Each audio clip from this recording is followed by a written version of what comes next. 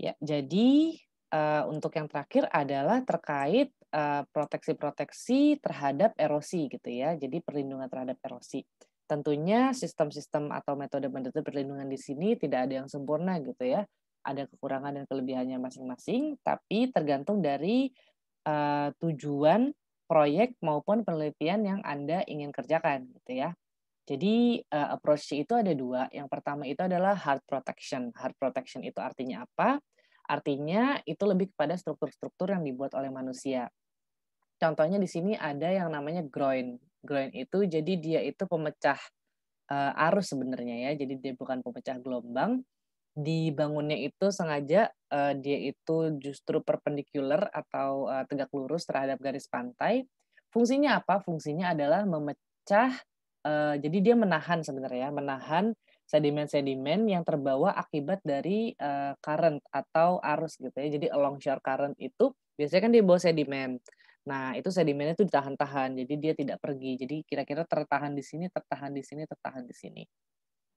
Memang, baiknya itu dia yaitu nge-trap dari longsir current gitu ya. Tapi kekurangannya tentu dia ada sand deprivation at downdrift side. Downdrift side itu apa? Jadi kalau misalnya arusnya itu ke arah sana ya, itu artinya uplift-nya ke sana. Nah, di area sini sedimennya bakal ngumpul. Tapi di area sebaliknya di sini, di downdrift-nya gitu ya, nah di baliknya itu bakal ada kekurangan sedimen gitu ya.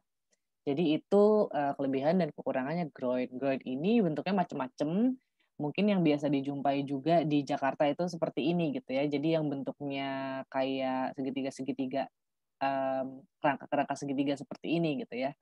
Itu cukup sering dilihat. Lalu ada juga yang namanya seawall gitu ya. Jadi kalau seawall itu break groin itu tadi perpendicular ya terhadap, garis pantai, seawall itu benar-benar, mengikuti garis pantai, jadi paralel.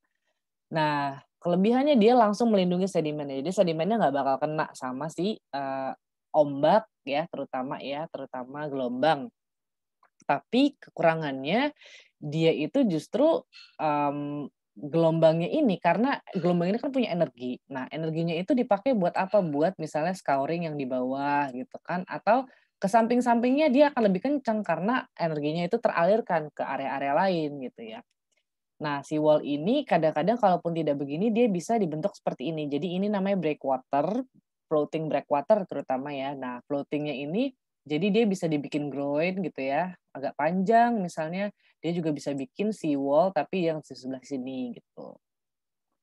Nah, tapi mungkin kelihatannya oke nih, floating breakwater kayaknya paling nggak masalah karena dia nggak akan ada scouring gitu ya. Lalu untuk pemecahan gelombangnya juga kayaknya lebih jauh gitu, kayaknya nggak akan bermasalah. Nah, ada permasalahan lain yang tidak terlihat secara kasat mata, mungkin agak lama harus terlihatnya, yaitu apa? Yaitu perubahan garis pantai akibat proteksi, tanda petik saya taruh di sini ya. Nah, jadi, memang tujuannya itu kita mau proteksi, tapi ada, fenomena alam yang terganggu akibat yang kita buat. Jadi contohnya di sini ada original coastline ya, coastline-nya itu seperti ini.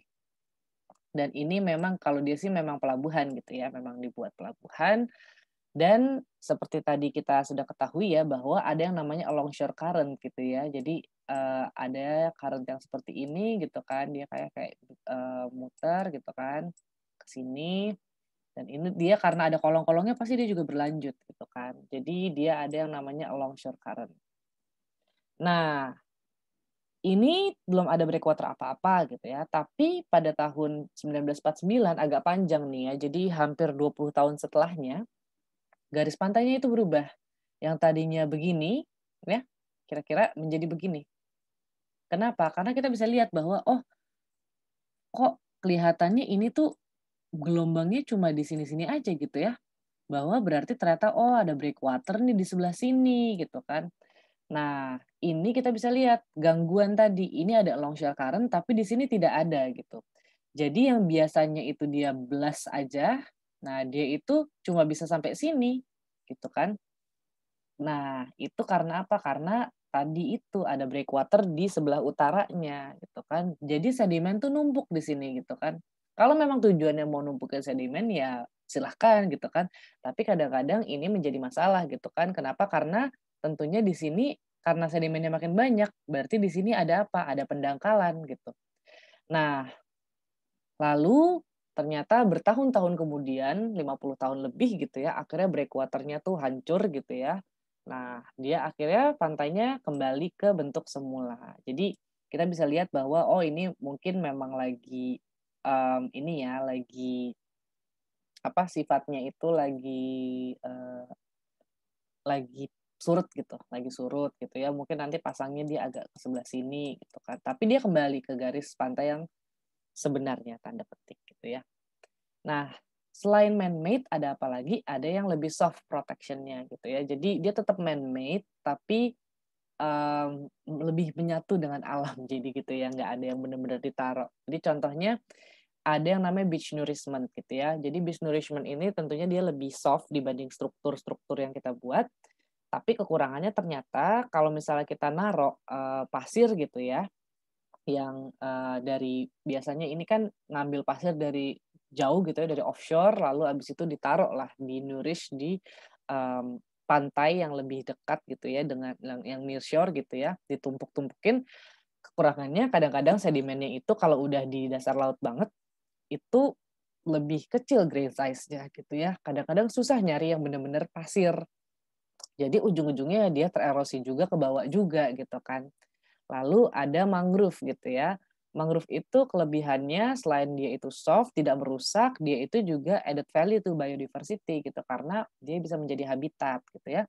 Tapi mangrove itu butuh waktu untuk tumbuh gitu kan, nggak bisa kita langsung plant mangrove yang gede sekalian, itu jarang sekali, biasanya dia butuh waktu untuk benar-benar tumbuh dan akhirnya terproteksi. Tidak secepat yang tadi itu ya, tidak secepat yang beach wall contohnya atau breakwater gitu.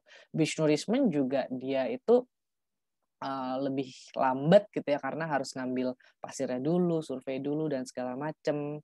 Dan yang terakhir itu coral transplantation, ini hampir persis sama dengan mangrove ya. Jadi dia itu added value to biodiversity gitu ya. Jadi dia tempat apa yang akan jadi tempat kehidupan, tempat komunitas baru, ekosistem baru tapi lama. Kira-kira sih seperti itu. Jadi itu saja untuk perkuliahan hari ini. Jika ada yang mau ditanyakan, silahkan nanti kita berbicara lewat Microsoft Teams atau di kelas selanjutnya.